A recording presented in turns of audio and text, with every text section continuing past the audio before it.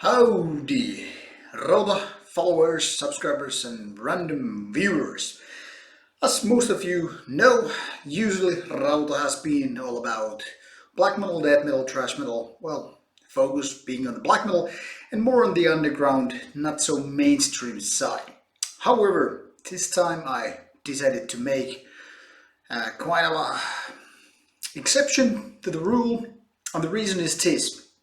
I went to see Metallica a week ago, or less than a week ago actually, when doing this video, and well, yeah, that kind of started me going, because that used to be my, or was my, maybe biggest influence at the sensitive teenage years, when still living with my parents, kind of well, my mom and stepdad anyway, and living in the countryside, where I had this age of go out, hang out with your friends and all that stuff, and I had to do some countryside work and was not that so much able to see friends, and that was the kind of an age when music maybe defines persons more than in any other age.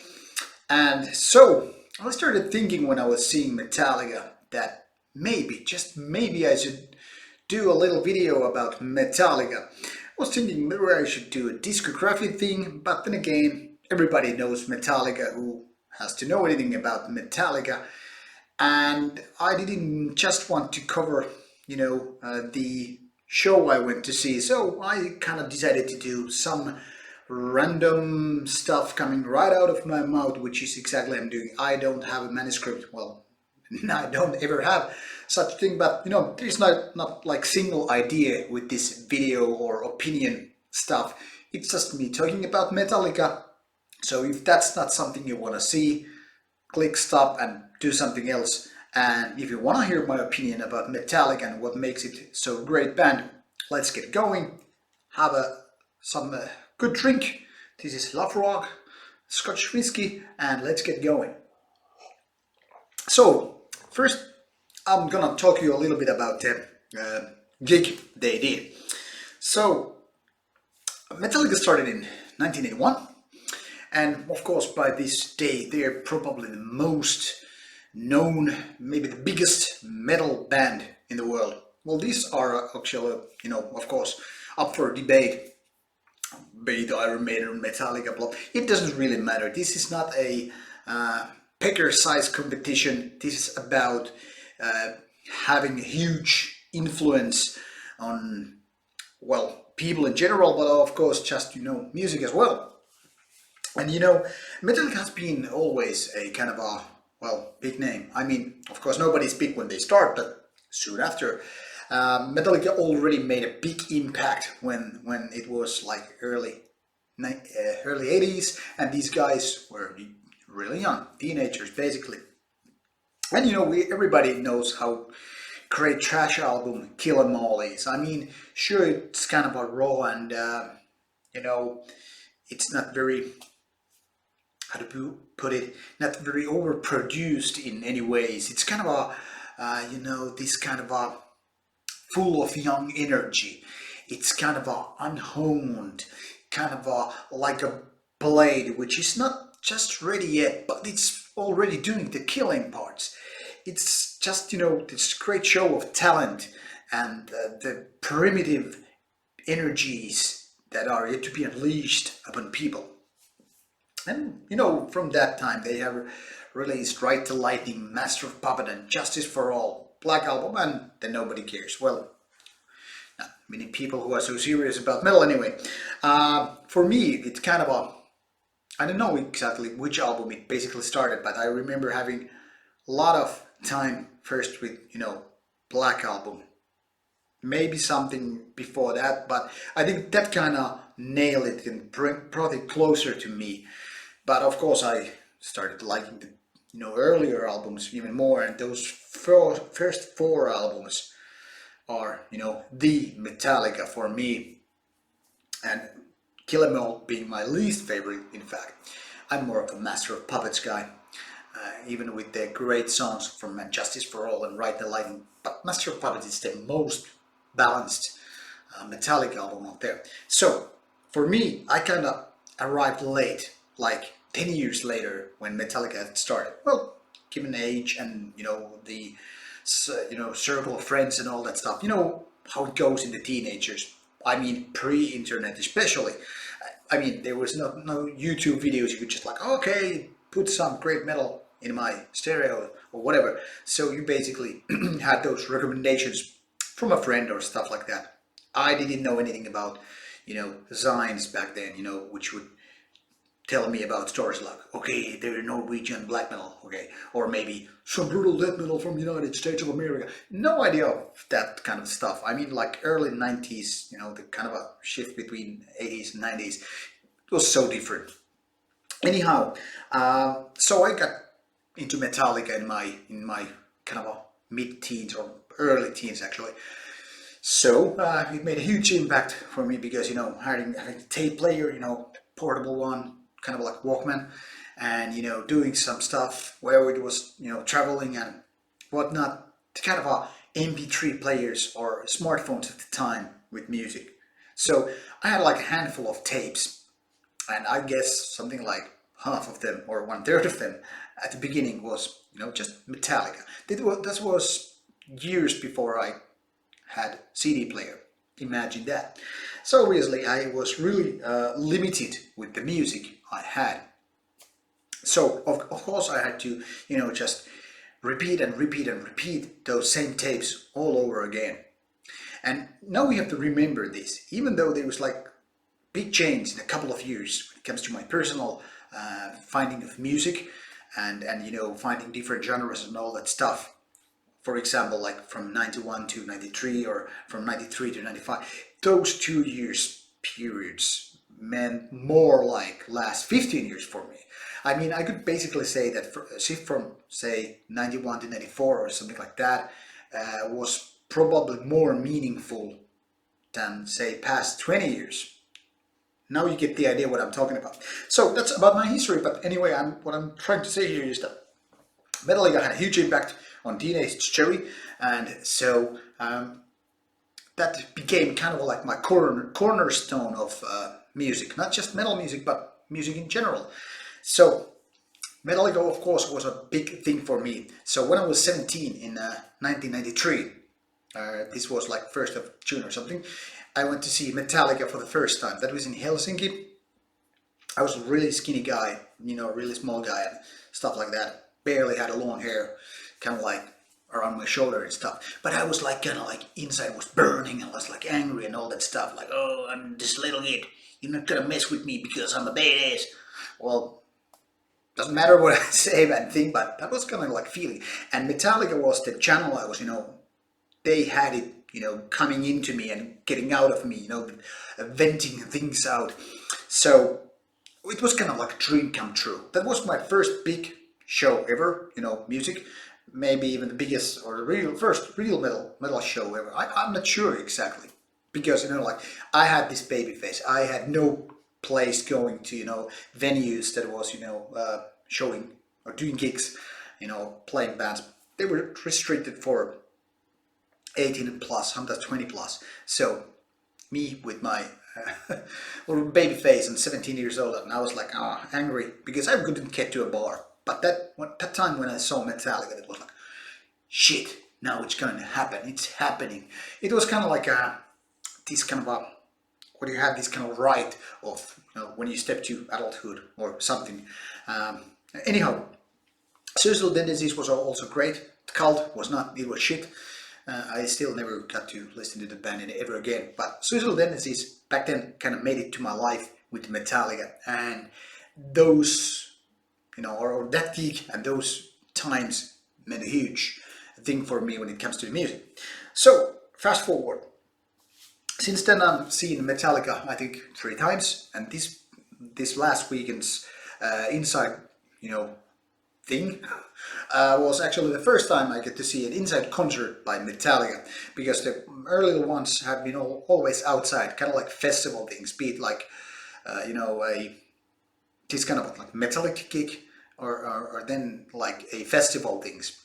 And despite what they say about Lars Ulrich bad drumming and whatnot, Metallica has always proven to be very professional band. I mean, doesn't even matter that they have done not that good albums like after the Black album. I mean, Load, Reload, Signed Anger. I tried and I tried as a fan, and get into those albums, and I couldn't. I simply couldn't dig them. So I sold them away, and I never looked back. And well, I don't even think I actually had Saint Anger with me. I think the Reload was the one that I bought so like blindly, just I have to buy this new Metallica album because it's Metallica after all. I didn't like it. Then Reload and Saint Anger, I think they kind of like I just listened to them, borrowing for a friend or something like that, and I figured out that this is not the band I kind of like fell in love with. So too bad, but it's gone. So when Dead Magnetic came out, I kind of saw a sort of a light at the end of the tunnel. I mean, it's not a very good album, but it surely had better moments than like those three previous ones. I mean, kind of like Justice for All-ish in so many ways, but worse problems. But at least it was going to the right direction. Now, when the album which came after that was with Lou Reed, I was like, this is not good. I mean, it wasn't as shite as many people claim it to be. It was kind of like an artsy-fartsy thing, kind of a thing a band in that position can basically do and not give a shite. But it wasn't my thing. But at least I got to review it and figure out what was going on there. And when the latest ones, this Hardwired for Self-Destruction came in, I was already kind of back into the disappointment mood. And I never actually, I think, went through the whole album anyway. I was actually going to do it prior to this video, but then again, I thought I'm not going to do a discography video, so what the hell. But my point being, it doesn't even matter that they haven't done a proper album since Black, and even that one is something I sold away like 10 years ago or whatever, because to me it's the band that was existing in the 80s. I mean, now people compare, I have done it myself, to Iron Maiden as well. And people are, at least Iron Maiden is good and blah blah blah. Well, in my opinion, Iron Maiden either hasn't done a good album since 1980s, and they have done like twice the amount of albums compared to Metallica. And I mean, like, maybe this is kind of an age of dinosaurs that is happening here. But they say kind of the other side to the story. Now, when I'm saying that Iron Maiden and Metallica haven't made good albums since 1980s, for many bands that would basically mean a kind of like a go to your grave kind of a statement. That is to say, most bands, if they don't do a good album, say in 5 or even 10 years, it's like, why would you waste your time and money on it? Say more like 30 years, which is exactly what is happening with Metallica and Iron Maiden. Now the thing is, when those bands step on stage, when they do their show, when they, kind of like open their bags and start playing those songs, and I'm talking about the old songs here, make no mistake, that is exactly when the magic happens. Now, for example, when Metallica was playing with this show in Hartwell Arena in Helsinki last week, it's not that I was kind of fascinated by the new songs. It was the magic that was on stage. I mean, even those songs which are quite mediocre in my opinion, even those had kind of a Metallica magic shield going on. Of course, it's about those guys. I mean, 3 are still the original members, and Robert Trujillo, the guy who also played bass in the Suicidal Tendencies, actually, I mean, he's already now the longest playing bass player in the band, and still people consider him the new guy. But for me, he's like the Suicidal Tendencies guy, who also happened to be in Metallica. And I think, the way he plays and the way he has this groove, it doesn't even matter that like he is not the original member of the band, because I mean, after Burton, the bass player, the original bass player, I mean, like, what else there is to do actually? I mean, like, you can't replace an originator. I mean, it's just like, you know, trying to replace, Doc Throne's Fenris, or, I don't know, a Dimebag Darrell in Panther or whatever. I mean, like, or Dave Mustaine of Megadeth. You get the idea. Scott Ian of Anthrax. List could go on. But I mean, you can find a suitable successor, which I think Trujillo is. But still, the main magic thing Metallica has going on is those three guys who have stood the test of time. For 37 years they have been going on, making not so good albums always, but as far as I can say, in my past 25 years when I see those, 25 years being the first time when I saw the band, and now between like 10, 7 years ago, all that stuff, always they have performed, professionally. And by that I mean they are not just, playing the songs. They're, not just, one-trick ponies. They're not leaning just, the old songs, but they know that they have to have a decent amount of them in order to, just to keep the audience entertained. I mean, Metallica is one of the weirdest bands in that sense that you can be a metalhead and totally dig Metallica, or you can be just, a random guy who listens to the radio and like the band. So it's kind of like mainstream with a capital M. I mean, it's so weird because I don't feel a bond between me and some random, radio station listener who just like, oh, Metallica play Enter Sandman. I mean, there's no connection, But then again, when I see the other guy who has been there since back in the 80s, listening to Metallica, we could, talk about lyrics or about, I don't know, some videos or gigs or whatever, and there is this, magic, the things that click. For example, when I was, watching the show, I still could remember those lyrics which I was, learning, some 25 years ago or even more. And I can remember them. And I mean, I haven't been listening to Metallica for like past 15 years, maybe at all. I don't remember, because I mean, I'm usually stuck with review albums. And when I'm not, it's not like I go to those old classic which I know back and forth, all through things. I mean, I rarely listen to like Raining Blood, for example, by Slayer, even though it's like, one of my favorite albums, or maybe the favorite album, I'm not sure. But I mean, the point is, when you know those songs so well, there's very little point kind of listening to them, because there are a huge amount of good albums which you haven't heard a million times before. So you kind of end up, spending your time with that, or at least that's what I do. But still, I could remember those lyrics. I could, banging my head, kind of like songs like "To Fade to Black" or whatever. I mean, it's not a head banging song, but get the idea. And or "Seek and Destroy" and stuff like that. So it got me kind of like thinking. Even though I don't like these newer albums, even though James Hetfield doesn't anymore have, the voice he used to, even those guys look a lot older. They move slower. They are kind of like, they are not young anymore. I mean, come on, they are almost 6 years old or something. But they kind of have this real metal spirit, even though they are old as a tomb. And I don't know. There is something which kind of takes me back to the days of my youth. And then again, also this kind of a level of talent and skill and professionalism, which are, tied. And it's a wonderful experience. And I'm wondering what will happen when these dinosaurs actually go and die.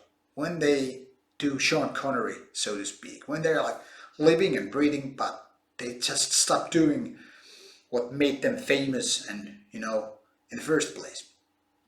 And that's bound to happen. I mean, Motorhead basically danced to the grave. They did their stuff until Lemmy died and the rest of the guy died. Um, and I don't know, maybe that will first happen to bands like Black Sabbath. I don't know. Maybe Iron Maiden, maybe Metallica. Who knows? And I'm not even sure if I'm gonna, go to see Metallica anymore. I mean, I witnessed it, in 3 different decades, and I'm kind of like very happy what I've been experiencing with the band. I mean, for example, with this late gig, it's not like the set list was, awesome. It had surely a lot of great songs, but also some songs that I wouldn't kind of like have wished for. But it was also a kind of like great big show with, screens and lightning and photos and videos, even drones, which were like flying in the air during the show. There's lots of connection between the band and the audience. How they interact. It's just so much more than just a gig, And like for example, they bring local stars or music stars, celebrities to the stage, or do a local cover song. For example, they had 2 shows in Helsinki. One had Mike Monroe on stage, the gig I was seeing, and what I read about the later gig, they played a kind of a really old rock punk classic from the 70s or 80s. I'm not actually sure when this song was done, but I mean, the point is they can do these kind of special things, and these are kind of usually available only for bigger bands such as Metallica, Iron Maiden, AC/DC, maybe Rammstein. I mean, the average metal band, doesn't matter how good they are, and doesn't matter how extreme or mainstream they are not able to pull these tunes. Of course, maybe because they have their day jobs and whatnot, and they are not that committed to, touring world and all that stuff. Or not to mention this interesting publicity stunt, and not only that, but they gave like 25,000 euros to these, what's it called? Well, this foundation or something that actually helps poor people, kind of like these food giveaways, the bags for like homeless people or students or immigrants or whatever. I mean, the people who, are unable to buy their own food because they're, well, super poor. And so this band from the United States of America, like, okay, you're doing nice work helping the poor, giving them food. Here's 25,000 euros. Considering that our politicians failed to do that, it was kind of like an interesting move. So what I'm trying to say here is that only bands of certain level can actually do that. It's not like I'm digging Metallica because they do, I don't know, this kind of stuff, but I mean, it's kind of cool that they can do stuff like that. That's beside the point. Anyhow, so what I'm trying to say here is that Metallica, even though they haven't done a good album for more than a quarter of century, more than 25 years, 30 years, they haven't done a good album, and they still kick ass on stage. And that is one of the reasons why I think they have fully deserved all the fame and fortune they have done with their career, be it live or be it albums or be it otherwise. And it just seems to be that there are only so few bands who are able to do that. And what happens when they die? Well, that's a whole topic for a whole different video. I guess I just want to say that no matter how underground, how extreme, be it Black, Death, whatever things can be, there are always certain bands that have a special place in my mind or in my heart or in my empty soul, and Metallica is one of those bands. So this is a video of gratitude, video of a nostalgia, video of respect and video of honesty. Dig what you love, listen to what you love, whatever, and don't be afraid of digging some good bands, even if they don't fit the scene or atmosphere or whatever your friends suppose you are going to dig or whatnot. Metallica is a great band, or at least was a great band, and man, what a show it was. Metallica, #1. Woohoo! Well, not, but okay. Bye.